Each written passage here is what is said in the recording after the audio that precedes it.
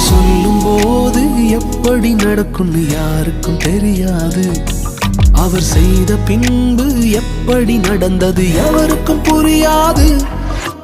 உண்மை அது அவர் நாமம், உண்மை அவர் அடையாளம், உண்மை அவர் ஆதாரம், சேனைகளின் கர்த்தர். உண்மை அது அவர் நாமம், உண்மை அவர் அடையாளம், உண்மை அவர் ஆதாரம்.